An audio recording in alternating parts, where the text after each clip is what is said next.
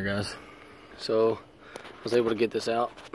One issue I ran into though is if you have the full drive right here, it's a lot easier for me. If you got an automatic truck, you probably don't have to deal with this, but because my console covers this entire area because of the manual transmission, I ended up, you could probably put your truck in like neutral and move the full drive stick and stuff back to where you can get this off, but I didn't want to do that because I should have told y'all this before, but make sure that when you're doing all this stuff, you really don't have to worry about it until you start pulling the dash away, but you really need to disconnect your negative ends to your batteries, because if not, the airbags can deploy or something else can go wrong, and you don't want to deal with that.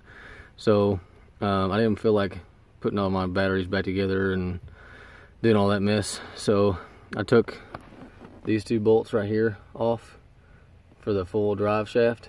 These are 10mm bolts, so I just pulled the shaft out, the shifter out right here, and it just sits in there like that. And so I just pulled those bolts out and pulled this off, so I ain't gotta mess with it.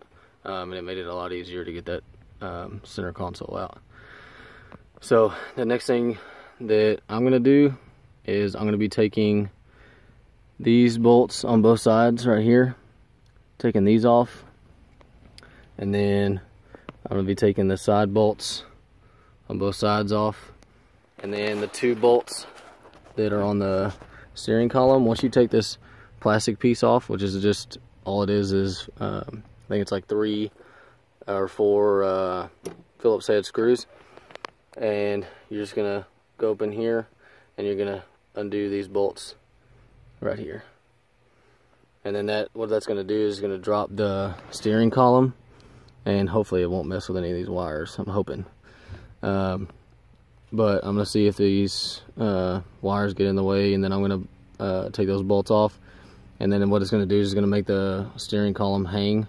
Steering wheel is gonna drop and everything, and that's gonna make it to where the dash doesn't hit the steering wheel. And then the next thing after that, you can't see them, but where the defrost is, there's bolts that go along the front by the windshield. I'm gonna be taking those off so that way it'll come back, and that should be the last thing I got to do. And then it should all come out all nice and clean, like, hopefully. We'll see.